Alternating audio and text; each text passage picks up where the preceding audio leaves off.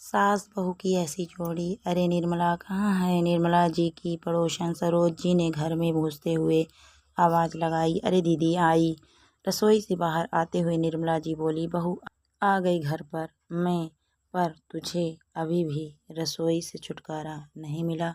बहू को सिर पर चढ़ा रही है अभी से। सरोज जी हाथ मटका कर बोली, अरे दीदी रोज़ तो जल्दी उठ के ऑफिस जाती ही है, आज छुट्टी है तो थोड़ा ज़्यादा सो लेगी। वैसे भी बस 4 लोग का खाना ही तो बनाना होता है, बाकी काम तो नीलू घरेलू सहायिका कर देती है। निर्मला जी ने कहा, पछताओगी निर्मला, ऐसे तो सारी जिंदगी तू ही चूल्हे चौके में लगी रहेगी। मुझे देख 3 बहुएं हैं पर मजाल है कोई सी भी मेरे विरुद्ध जाए। खैर मैं तो एक कटोरी शक्कर लेने आई थी, सरोज जी बोली और शक्कर ले चल गई। निर्मला जी सरोज जी की बात सुन सोच में डूब गई। इतने में निर्मला का बेटा सुमित आया। माँ 2 कप चाय बना दो बेटा। आरती सुमित की पत्नी नहीं आई। उठ के बेटे के आवाज़ देने पर सोच से बाहर आई। निर्मला जी ने पूछा, माँ वो बाथरूम में गई, चाय बनाकर आप तैयार हो जाओ, बाहर घूमने चलेंगे। पापा को भी बोल दो नाश्ता खाना बाहर ही खाएंगे।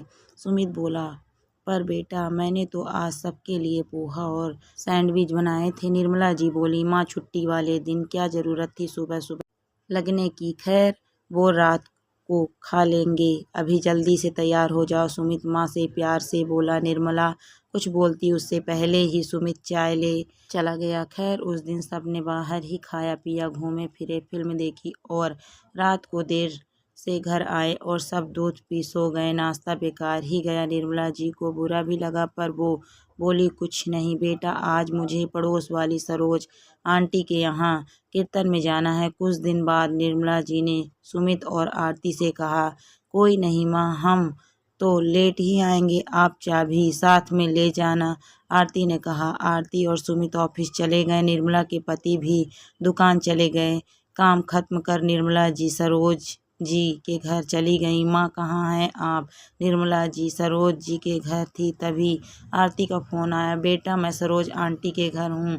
क्यों क्या हुआ? निर्मला जी ने कहा, ओह हाँ वो माँ मैं घर आ गई हूँ, आप चाबी भेज दीजिए प्लीज़। आरती ने कहा। आरती इतनी जल्दी घर कैसे? निर्मला जी ने सोचा और खुद ही कीर्तन छोड़कर घर आई। आकर देखा आरती की तबीयत ठीक नहीं लग रही थी। दरवाज़ा खोल अंदर आई तो देखा आरती को तेज बुखार था। अरे बेटा तुम कमरे में आराम करो, मैं दवाई लेकर आती हूँ। उन्होंने आरती से कहा। दवाई देकर उसके माथे पर ठंडे पानी की पट्टियाँ भी रखी क्योंकि बुखार तेज था। थोड़ी देर में सरोज जी प्रसाद लेकर आई कीर्तन का और बोली, तेरी बहू से 2-4 घर छोड़ चाबी लेने न आया गया, उसके इशारे पर नाचती फिरेगी ऐसे तो जिंदगी भर। दीदी उसे बुखार है। निर्मला जी बोली, सब बहाने हैं, तू बड़ी भोली है, लगाम खींच कर रख। फिर से बोलती हूँ, सुमित ने अपनी मर्जी से अपनी पसंद की लड़की से शादी की है, ऐसा ना हो तेरा बेटा छीन ले, वो मत भूल तू सास है वो नहीं। सरोज जी ने कहा।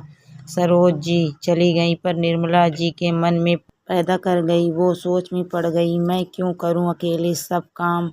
सही तो कहा दीदी ने, मैं सासू बुखार उतर जाए तो बोल दूंगी सुबह उठकर मेरे साथ नाश्ता बनवाया करे, बाकी काम में भी मदद करे। नौकरी कौन सा मेरे लिए करती है, बहुत दे दिए मैंने लाड, अब घर संभाले। वो कहीं की महारानी नहीं जो काम नहीं करेगी। खैर अभी तो खाना बनाऊं, देर हो रही है। ये सोच वो खाना बनाने लगी। इतने में सुमित भी आ गया और थोड़ी देर माँ के पास खड़ा रह अपने कमरे में चला गया। थोड़ी देर बाद निर्मला जी खिचड़ी बनाकर आरती को देने पहुंची तो दरवाजे के बाहर आरती की आवाज़ सुनाई दी, सुमित माँ बहुत अच्छी हैं, इतना प्यार तो मेरी माँ ने भी नहीं दिया जितना माँ देती है। मैं कितनी खुशनसीब हूँ जो मुझे माँ मिली। मैंने सोच लिया है कल से मैं माँ की जितनी हो सके मदद करूँगी। बेचारी अकेले सब करती हैं पर एक बार शिकायत नहीं करती।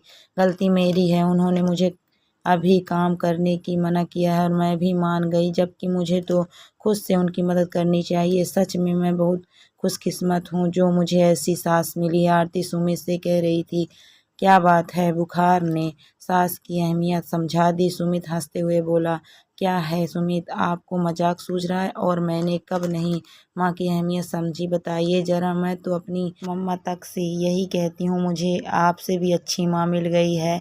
आरती बोली, अच्छा अच्छा, अभी तुम आराम करो, बुखार सही हो जाए तब जो मर्जी करना तुम सास बहू के बीच वैसे भी मुझे नहीं पड़ना, सुमित बोला। निर्मला जी ने ये सब सुन अपनी थोड़ी देर पहले की सोच पर मन ही मन शर्मिंदा हो रही थी, साथ ही साथ अपने बेटे की पसंद पर गर्व हो रहा था। लो बेटा आरती, खिचड़ी खा लो, फिर दवाई ले आराम करो बेटा, निर्मला जी ने अंदर आकर कहा और अपने हाथों से खिचड़ी खिलाने लगी।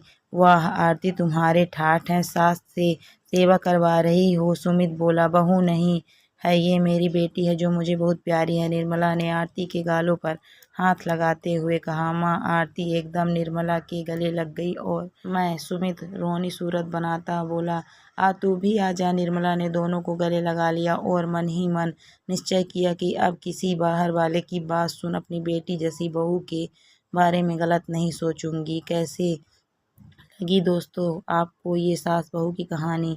जानती हूँ कुछ लोगों को लगेगा ये सिर्फ कहानी है, पर नहीं, ये हकीकत है। कुछ सास बहू की जोड़ी ऐसी होती है और जिनकी नहीं है। क्यों ना हो, आने वाली पीढ़ी के लिए हम ऐसी सास बन जाएं।